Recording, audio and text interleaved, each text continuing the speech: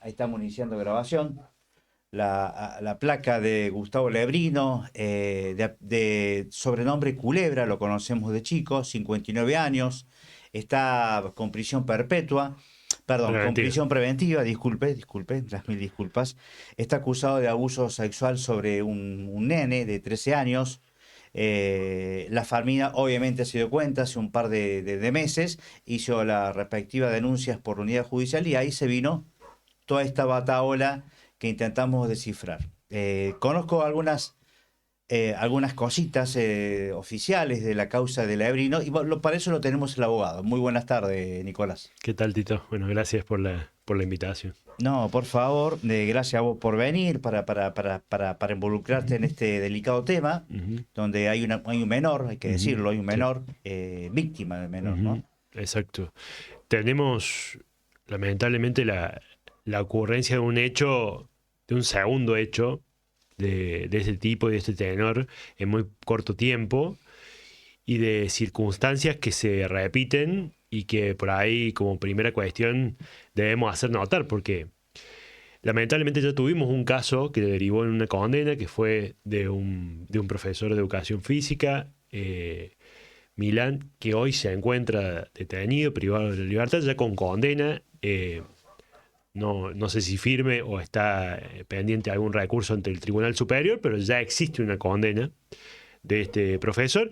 Y en este caso nos encontramos hace unos meses atrás conmocionada de vuelta a la ciudad por un nuevo hecho protagonizado por otra persona que también es licenciado en educación física, que, bueno, protagoniza este suceso, este hecho tan grave que hoy se encuentra en investigación, bajo investigación, en la etapa de instrucción penal preparatoria todavía, pero con la novedad de que se ha dictado la prisión preventiva, es decir, que se ha considerado por parte de la Fiscalía que existen elementos de prueba que son suficientes para sostener esta medida de coerción personal, que es la detención. Se encuentra alojado hoy en Villa María, en el complejo penitenciario número 5, entendiendo también que existen determinados elementos en la causa que hacen prever que puede no solo entorpecer el desarrollo de esta investigación penal preparatoria,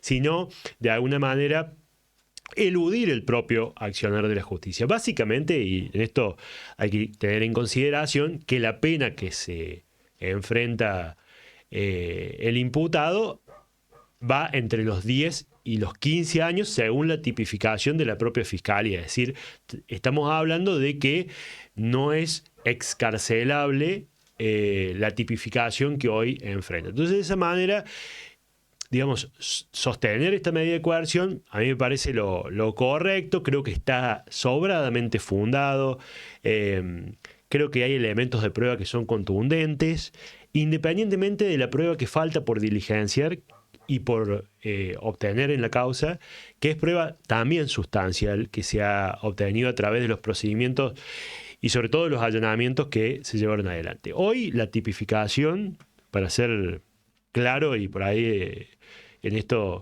digamos, yo voy a hacer, digamos, un apartado entre lo que la Fiscalía plantea y lo que nosotros como querellante, como en este caso yo me toca representar a la familia, concretamente a la madre, creemos y disentimos de algunas cuestiones en lo Bueno, técnico con la no hay que perder Fiscalía. en vista que la víctima es un nene de 13 años, Ujú. ¿no? Digo, pongámonos solo más allá que, por supuesto, vos representás a la familia, Sí, pero la víctima es el nene. la víctima es el nene que yo quiero en esto también destacar una cosa. Creo que el accionar rápido de su madre logró no solo que esta causa se encuentre hoy en el estado que se encuentre con una cantidad de prueba que es sustancial en contra del hoy imputado y detenido, sino que además creo sinceramente que le ha salvado la vida a mucha gente.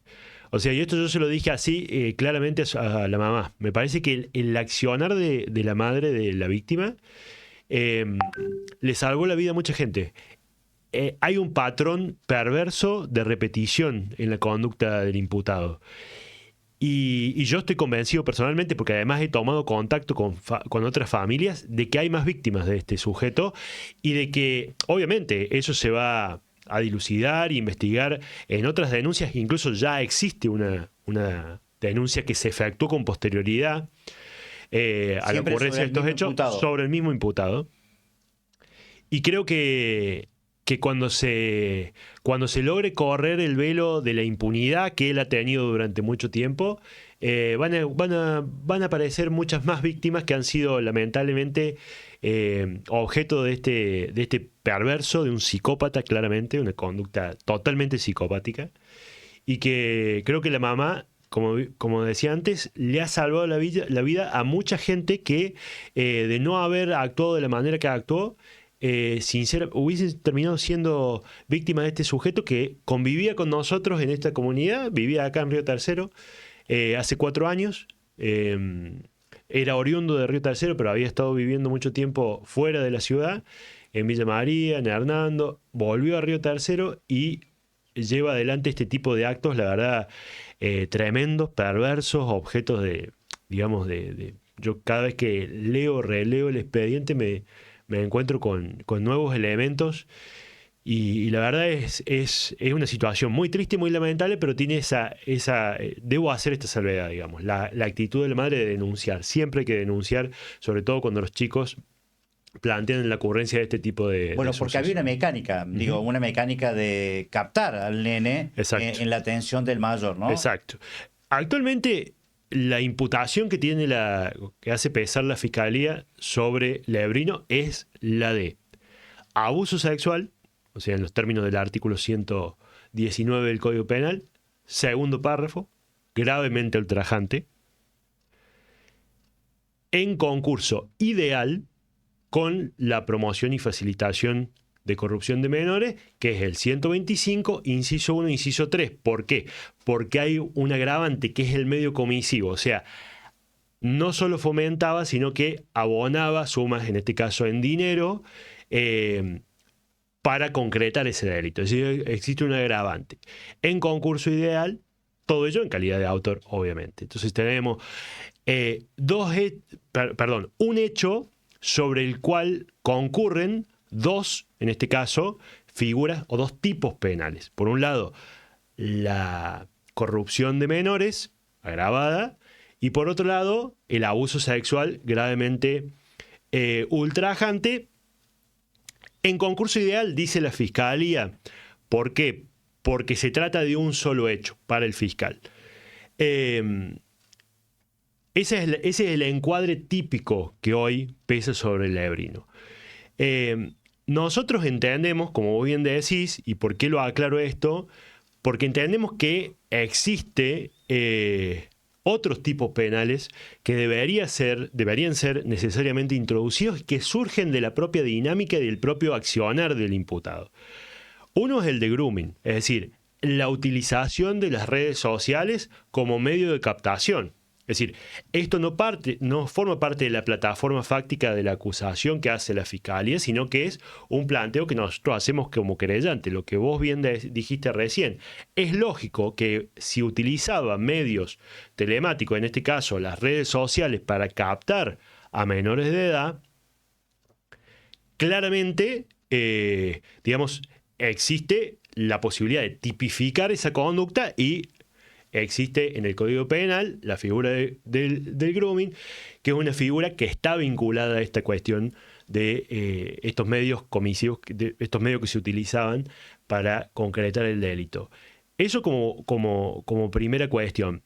Nosotros lo que decimos también es que según la plataforma y la propia secuencia de hechos que se da, para nosotros no existe concurso ideal, sino concurso real. Y esto es una cuestión, por ahí puede ser técnica, pero es fácil de explicar.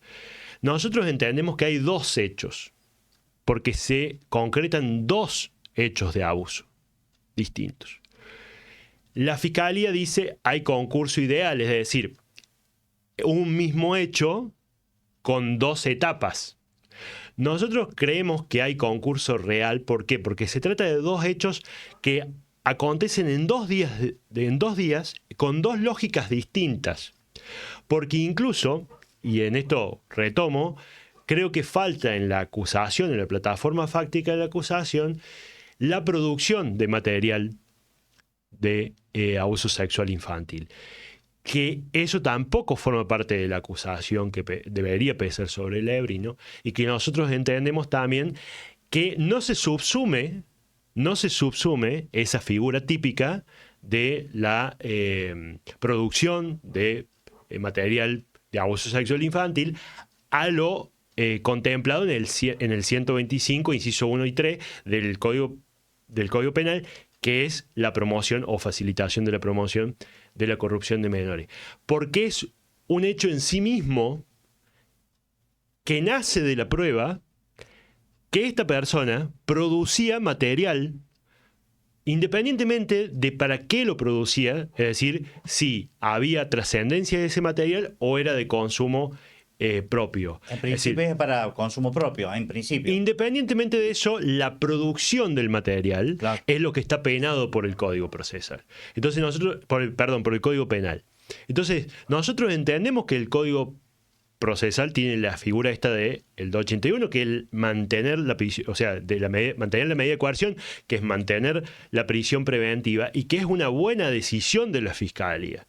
No obstante, y nosotros compartimos eso, no obstante, nosotros creemos que, hablando en criollo, se ha quedado corto el fiscal. Se ha quedado corto.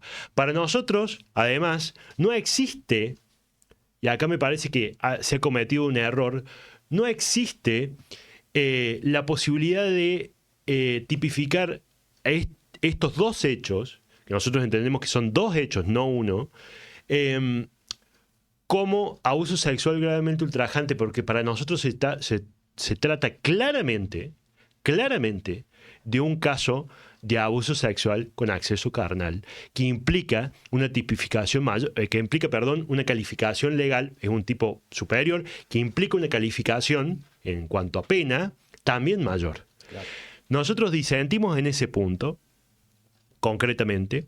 Entendemos que la tipificación de la promoción de la corrupción es la correcta, que no se trata de un hecho continuado, sino de dos hechos que acontecen en 2 días distintos y que tienen dos lógicas totalmente distintas y que todas están basadas en un elemento que es central, el miedo.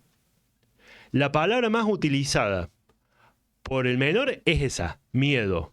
Es decir, una persona que se vale de medios, en este caso su teléfono celular, que se secuestra, que se encuentra y aquí quiero ir a la prueba que hay en contra del imputado, y que me parece sustancial, y en esto hay que agradecer no solo al accionario de la Fiscalía, recién dije a la madre, que actuó rápido, que denunció rápido, pero ¿sabes a quién hay que agradecer también?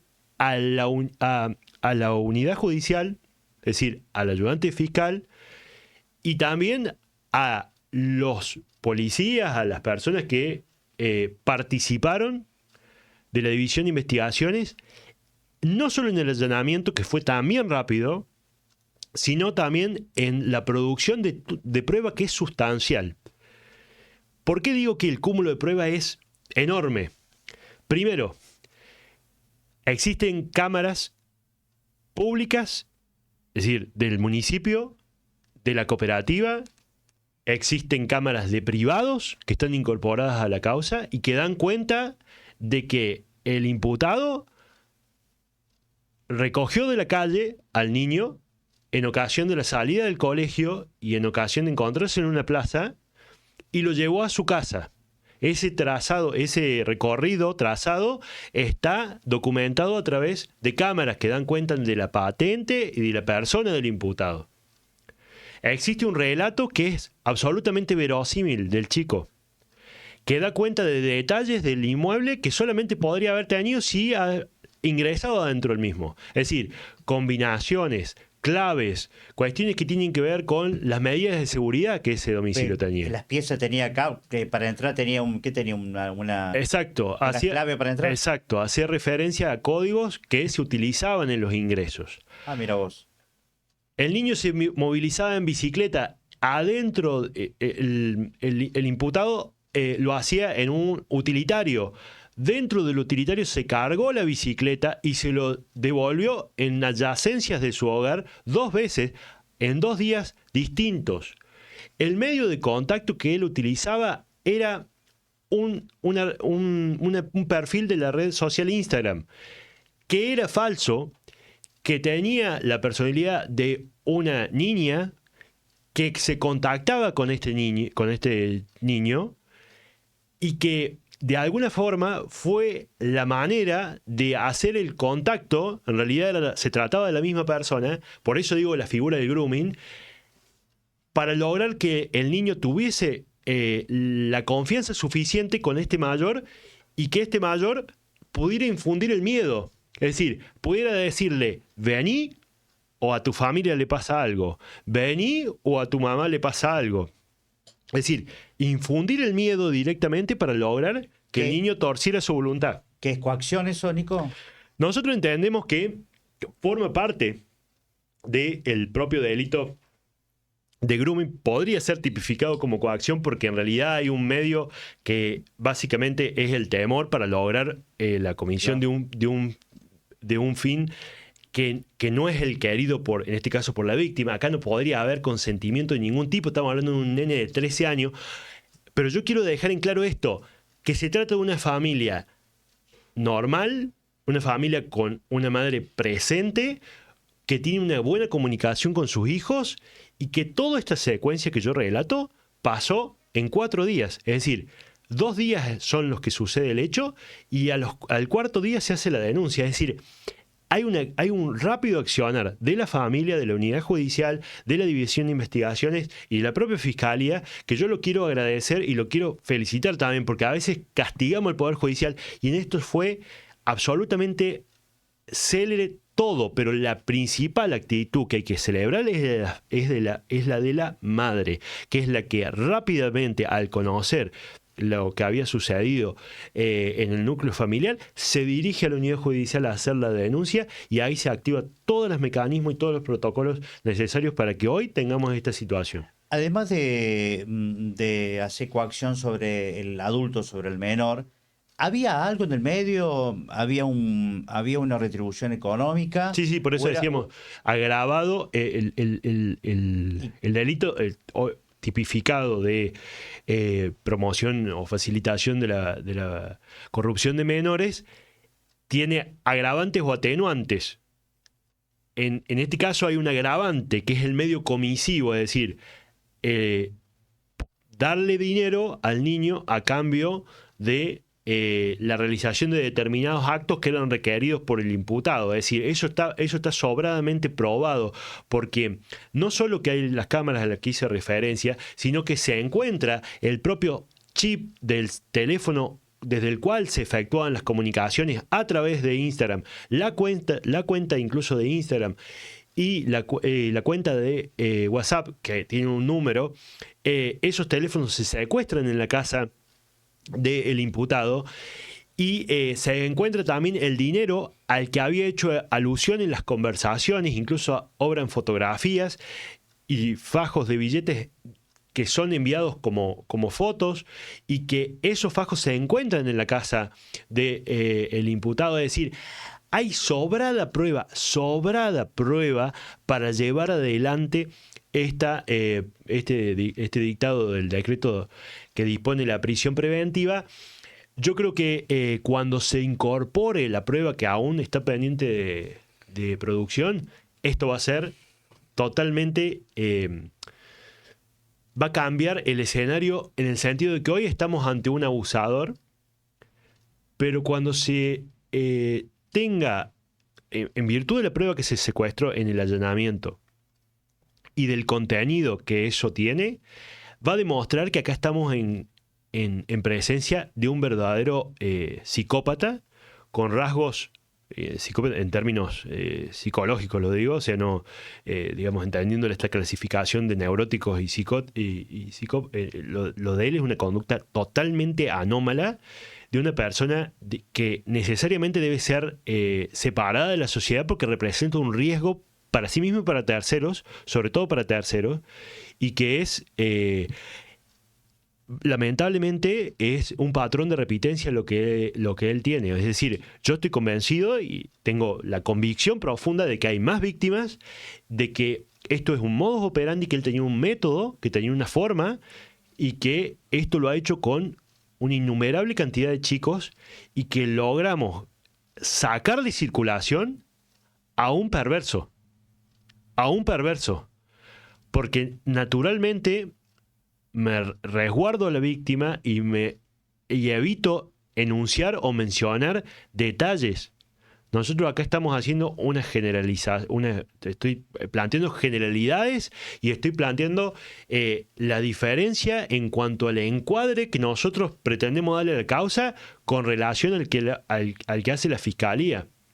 Pero verdaderamente, si se pudiera, el día que se conozcan los detalles, creo que eso se va a dilucidar cuando avancemos hacia el juicio. Cuando conozcamos los detalles de todo el material que se ha secuestrado y detalles incluso de cómo se realizaba este tipo de conducta, esta conducta que él desplegaba, me parece que obviamente vamos a lograr entender lo preocupante que es que podamos tener en nuestra sociedad este tipo de elementos. Sinceramente es sumamente preocupante porque hay muchísimo más material. Sí, estoy convencido de que cuando se obtengan las pericias de lo que se secuestró, es una cosa pocas veces vista. Creo que es mucho más. No quiero hacer comparaciones, pero estamos hablando de un caso que yo creo que no tiene parangón en Río Tercero en los últimos, por lo menos de que yo tengo conocimiento. O sea, no existe un caso de esta catadura y de esta magnitud, independientemente de la víctima que hoy nosotros nos encontramos defendiendo o llevando adelante esta querella. Digamos, no existe parangón. O sea, estamos hablando de alguien con un patrón que no sé si en la sede de estos tribunales existe un caso similar de esta. Sinceramente, es una cosa totalmente aberrante, de la cual nosotros nos reservamos un montón de detalles hoy por una cuestión de preservar a las víctimas, porque Sí, estamos hablando de menores. Sí, sí, tal cual. Me lo comentaste off the record, por supuesto vamos a tener el recaudo necesario, ¿no? Hay detalles que la verdad que no tiene sentido ahora. Podría ganarse un par de likes, pero no es la historia. Es mostrar esta realidad que yo me quedo pensando, Nico, cuando te estoy escuchando el relato, el abusador, vamos a hablar del abusador, del posible abusador, porque bueno, está imputado, todo indica que sí, pero es es un miembro de la comunidad común y corriente. Sí. Yo lo conozco porque tiene prácticamente mi edad, lo conozco de la juventud. Sorprendido mucho la comunidad, algunos, porque él se movía, hasta que ahora está preso, se movía con total libertad, Sí. ¿no? Por eso, tiempo atrás, con el caso Milán, caso Aldgut, varios casos que hubo, que hubo de casos de abuso sobre niños o niñas, o adolescentes, o a grandes, bueno, hablar de que la comunidad tendría que tener un listado de abusadores, ¿no? Es un tema que la sociedad tendría que replantearse, que esta comunidad se siente tocado por estos temas, porque es el niño tuyo, el niño que está jugando al lado nuestro. Digo, también te comentaba Nicolás que hay radicada una causa que la tiene el fiscal Nicolás Torre, también en la misma sintonía, que por supuesto prontamente de un par de días es otra causa, que también hay un niño, mira vos qué coincidencia, un niño justamente de 13 años que la madre lo acusa al padre del abuso, así que prontamente va a ser otra noticia más. Entonces está bueno hablar de estos temas, sé que algunas redes sociales restringen hablar de estos temas, por supuesto, porque es un tema muy delicado.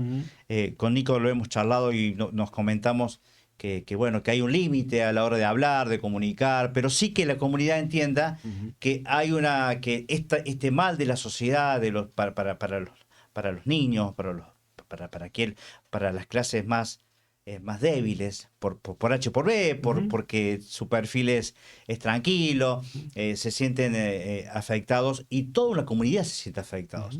Cuando hablamos hace poquitito, publiqué lo del caso Lebrino, profesor de educación física, 2 maestras me hicieron saber que por qué ponía profesor de educación física, porque yo soy profesor de educación física y mi trabajo se siente afectado. Los padres preguntan, por eso preguntan, che, bueno, y está bueno que sepan, y esto está bueno, la política en eso se ha trabajado bastante, para conocer los antecedentes del político, ficha limpia, que no tenga deuda morosa sobre una cuota alimentaria de los hijos. Digo, se está haciendo bastante hincapié, ¿no?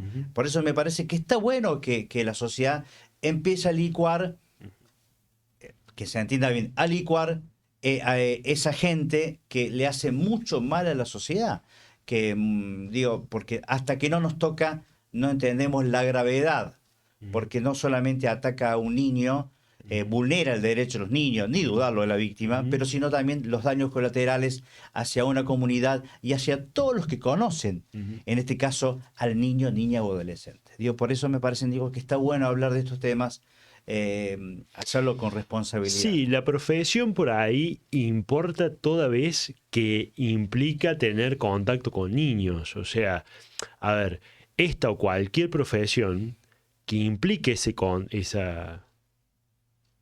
contacto necesario, es decir, más cuando existe la responsabilidad de ser guardador, o sea, cuando uno es docente, cuando tiene la posibilidad de, tener encomendada por parte de la familia la responsabilidad de convivir con ese chico y además ejercer, digamos, algún acto, digamos, que tiene que ver con impartir la educación en sí, me parece que tiene que tener un resguardo especial. Claro. Tiene que tener un resguardo especial porque, digamos, yo no estoy trabajando adentro de un laboratorio entre 4 paredes en un ambiente aséptico. Estoy en un lugar donde convivo con personas, en este caso, que no pueden decidir todavía por sí mismas, que no tienen el grado de madurez suficiente para tener determinadas conversaciones. Y por eso el llamado a alerta es a los padres. Primero, tener un vínculo sano con sus hijos que le permita comunicar las cosas que suceden. Porque la gran virtud de este caso fue la comunicación, es decir, no tenerle miedo a mi mamá. O sea, no tenerle miedo a contarle lo que me pasó a mi mamá, porque me rete, porque me pase un mal momento, porque le voy a producir angustia. No tener ese miedo, es decir, poder hablar de algo feo que le pasa, en este caso, a uno como niño. Es decir, me pasó esto y a renglón seguido la actitud de la madre, que es no callarse, no tener vergüenza, no creer que lo va a estigmatizar al nene por exponerlo, cosa que no sucede, porque vos fíjate que en esto nosotros siempre hemos resguardado la identidad de la víctima y la vamos a hacer siempre porque en definitiva acá el responsable es el adulto, no el niño. No hay ningún motivo que pueda sostener que el niño de alguna forma provocó la conducta del mayor. Eso hay que erradicarlo 100% y siempre hay que hacer votos para que ese componente no exista. Así como a veces dicen la mujer provoca. Tampoco existe un justificativo en el abuso. Nunca existe un justificativo y eso lo tenemos que decir. Pero en este caso, no solo que no existió un justificativo, sino que hubo la caza, hubo el acecho, hubo esta conducta criminal en sí misma de, a través de las redes sociales, cazar. A través de las redes sociales, estar a la expectativa, mentir, falsear la identidad, hacerle creer en la recompensa del dinero como como un medio para facilitar la conducta o torcer los límites de la permisividad, en este caso de este chico. Es decir, hubo una serie de conductas que no solo, digamos, en sí mismas son reprochables, sino que además existió este componente, digamos, de romper la voluntad a través del miedo. Es decir, vos decías, bueno, ¿podría ser tipificado como coacción? Sí, podría ser, pero en sí mismo nosotros lo que decimos es, no existió ninguna facilitación, no existió la facilitación, es decir, no existió una propensión a que esto se aconteciera por alguna displicencia, porque la familia, bueno, no le dan bola. No, no es el caso. Y eso es lo preocupante también, que pasa en una familia donde hay control, donde se revisa el teléfono, donde existen todos los mecanismos que sanamente los padres tienen para controlar estos ejercicios del control de la parentalidad. Y pasó. Y no es ninguna vergüenza que haya sucedido, porque la vergüenza la debe sentir el que llevó adelante la conducta, no la familia de la víctima. Por eso nosotros entendemos que es un rol no solo no solo importante, sino muy digno el que tienen. Porque hay que romper la barrera del miedo y comparecer en todas estas instancias que naturalmente revictimizan, porque es mentira cuando decimos no se revictimiza. Sí se revictimiza cuando el chico tiene que ir y contar 1, 2, 5, 10 veces lo que le pasó. Obviamente que está revictimizado. Y obviamente que también entra a haber otros componentes que tienen que ver con que si va, no va al cole, si esto, si aquello, digamos, que son cuestiones que también son importantes. Digo, pero acá estamos hablando de un psicópata que fue capaz de ir a la salida de un colegio, que fue capaz de ir a una plaza y que además tiene contacto con niños por su profesión. Entonces, y que es un elemento hasta, te diría, bien considerado de la sociedad, o lo era, digamos, entre sus pares, porque no daba ninguna señal en torno a esto. Me lo han comentado incluso amigos íntimos de él. Entonces, y que tiene los medios económicos. Y esto también yo lo quiero decir. Tiene los medios económicos no solo para procurarse una defensa, porque eso en todo Estado de Derecho existe la posibilidad de defenderse y tiene el derecho a tener un abogado. Existen los medios económicos para entorpecer el desarrollo natural de la causa. Es decir, existen los medios económicos para presentar, por ejemplo, un perito de control en cada una de las que formula observaciones y que, como si hubiese posibilidad, pretende atenuar o aminorar el relato de la víctima. Una cosa que es totalmente vergonzosa. De todos modos, también la Fiscalía nos comentaba en el día de ayer que la defensa de Blebrino hizo una imposición de rechazo a la prisión preventiva, ¿no? Sí, sí. Que lo tendrá que decidir, por supuesto, el juzgado de control. Exacto, ¿no? La jueza de control deberá resolver eso, pero a mí me parece que es totalmente... la verdad es que a mí me va a sorprender leer los argumentos, porque no entiendo, con la prueba que tenemos incorporada, es, digamos, totalmente inviable rechazar el decreto de la prisión preventiva, porque atenuar la modalidad de coerción, o sea, la modalidad en la cual se limita la libertad, que en esa instancia estamos, o sea, tengamos en cuenta que nosotros estamos en la etapa de la instrucción penal preparatoria, o sea, no estamos en el juicio, no tenemos sentencia, estamos en una etapa preliminar, donde es necesaria recopilar prueba. Imagínate que una persona que no tiene arraigo en la ciudad, porque hace 4 años que vive acá, la familia no vive en este lugar.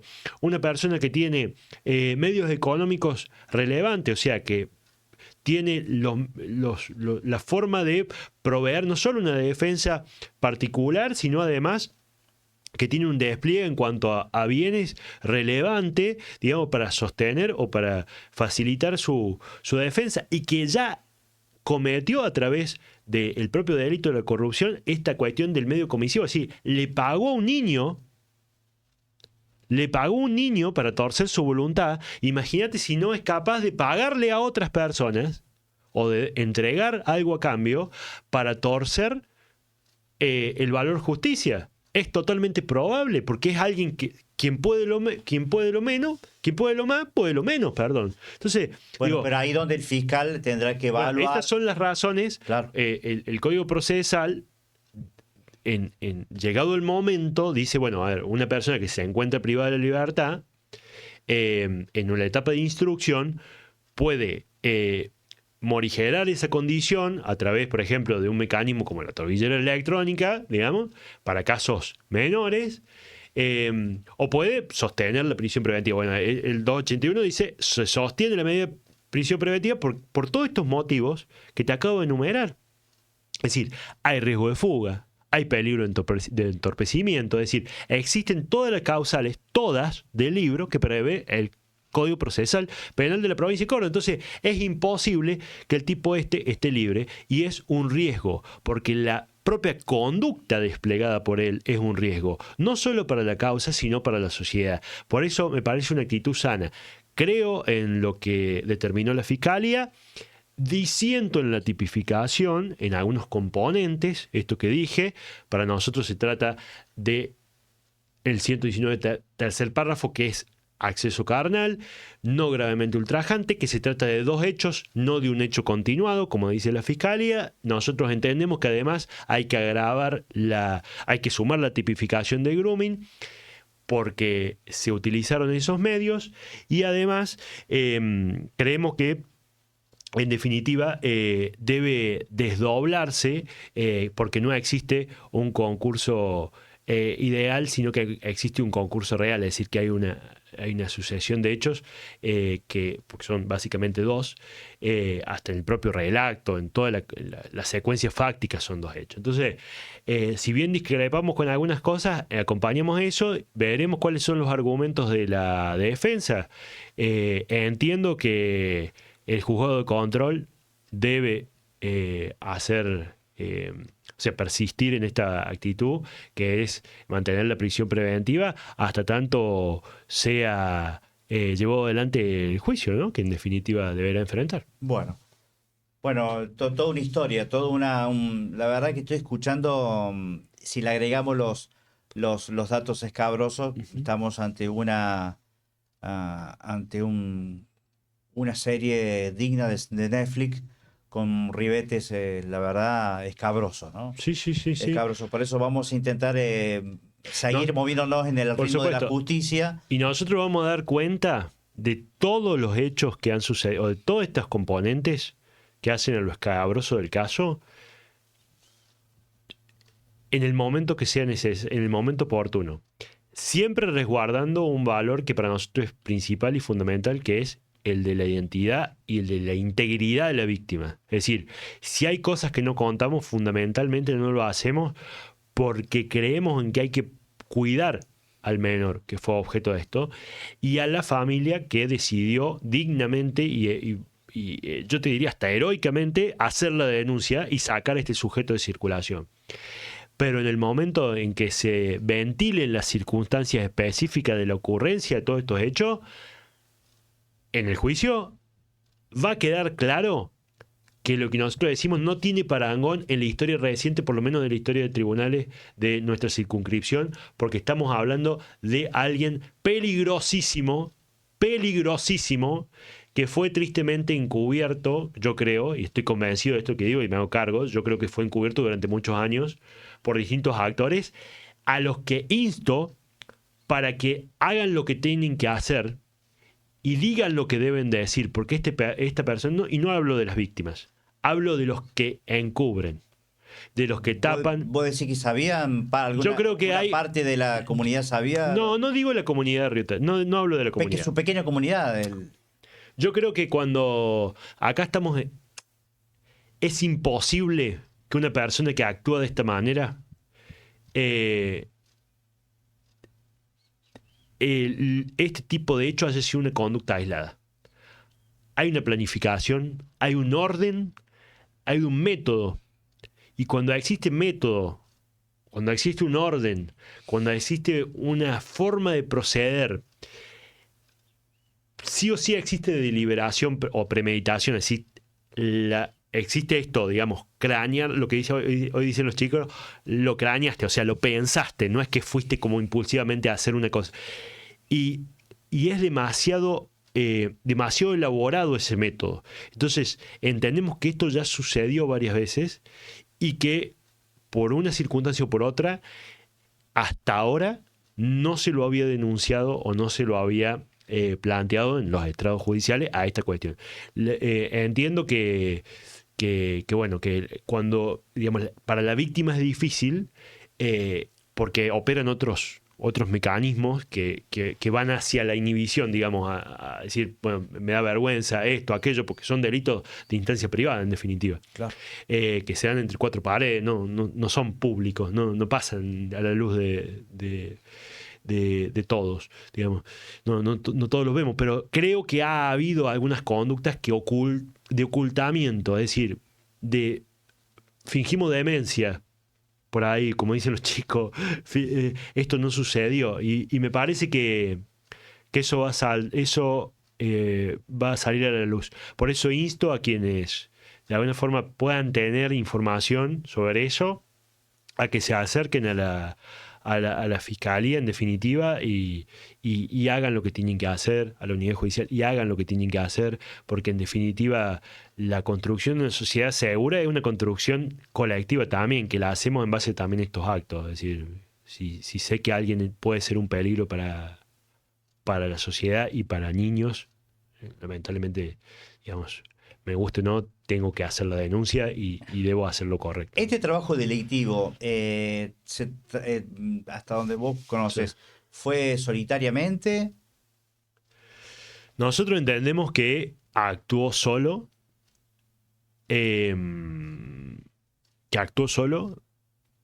pero no descartamos que exista consumo de material de abuso sexual infantil por parte de terceros. Es decir, que haya, digamos, acceso a ese material por parte de otras personas.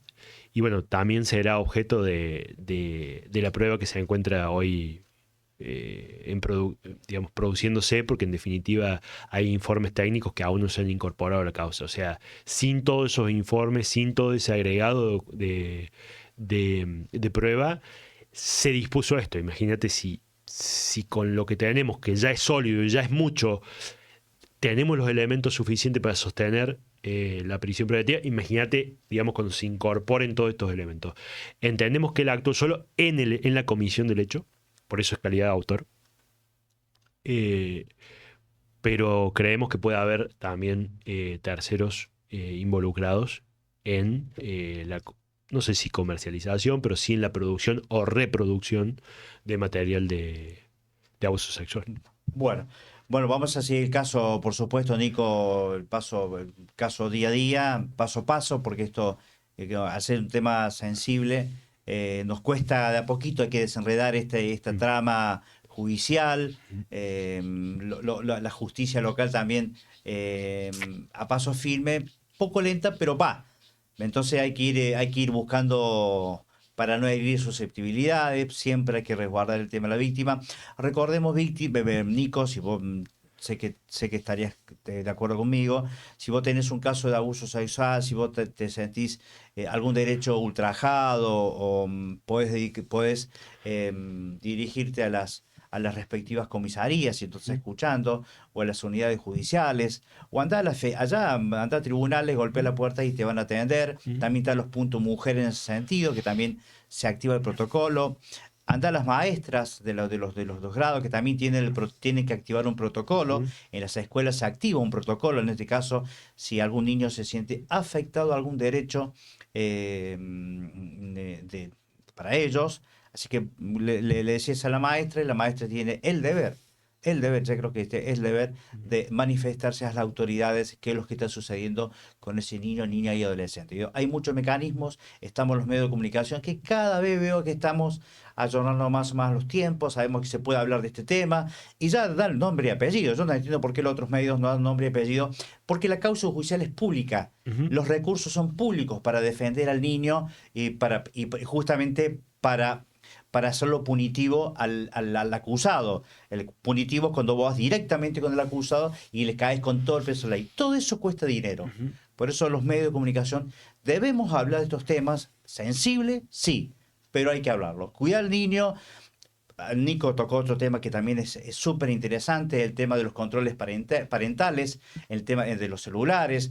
La mamá seguramente la mamá con gran tino y con una gran carga de heroína en este caso, pudo revisar su teléfono de su hijo y saber que algo estaba pasando. A muchos nos pasa iguales. ¿Qué está pasando con nuestros hijos de mirar el celular? Porque generalmente, digo, 99% de los casos, los contactos son por vía celular o alguna red social que dando vuelta. Las claras, las ocultas, las medias. Hay muchas redes sociales dando vuelta. Así que tiene muchos contactos la gente, ¿no? Puede ser un videojuego, también un videojuego también que se activan algunas cuestiones de interés de adultos hacia menores. Digo, por eso, si vos tenés algún problemita, dirigite a las comisarías locales, a las unidades judiciales, a las fiscalías, a los tribunales de Río Tercero, a las maestras, insisto, a algún amigo, alguien, o a los medios de comunicación, y alguien te va a dar una mano, y para eso estamos nosotros. Bueno, Nico, te agradezco la charla, esta charla amena que hemos tenido y profunda de hablar de estos temas súper, súper, súper interesantes para la sociedad. Son los males de la sociedad que estamos teniendo, y nosotros los grandes tenemos la responsabilidad de hablar, de definirlos y de proteger a los que menos pueden, porque muchas veces hay gente que se defiende y algún niño le dirá, esto no.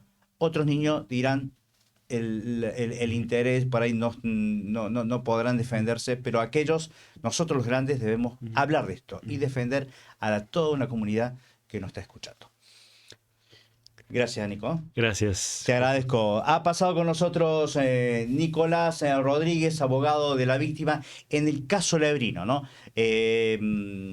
Lo puedes ver ya, vamos a activar las respectivas notas para hablar de este interesante tema que, insisto, me cuesta hablar de estos temas porque muchas veces no tiene mucha repercusión, porque esta sociedad no esconda este tema, no es para esconder la basura debajo de la alfombra. Hay que limpiar la alfombra. Y lo digo perfectamente, yo hace de los 20 años, y hay que limpiar la alfombra con estos HDP que hacen cosas contra nuestros niños, tu niño, vos que nos estás mirando, los niños. Bueno, mucha gente activa, pocos comentarios, pero se ve que la gente está activa, mirando de reojo lo que está pasando con el caso Lebrino. Pasó el caso Milán, que como dijo Nico, ya está acusado y condenado por la justicia, condena firme inclusive. Excelente los dos. Gracias, Sole Francisetti, ella la concejal siempre comprometida con los niños. Así que nos manda un abrazo a los dos, siempre comprometido con los niños, es su bandera, Sole Francisetti, así que estamos nosotros en este barco, ¿no? A defender a los niños, prioridad número uno, ¿no? Prioridad número uno, defender a los niños. Gracias, Nico, nos despedimos nuevamente. Chau, chau, chau, chau, chau, chau, chau, chau.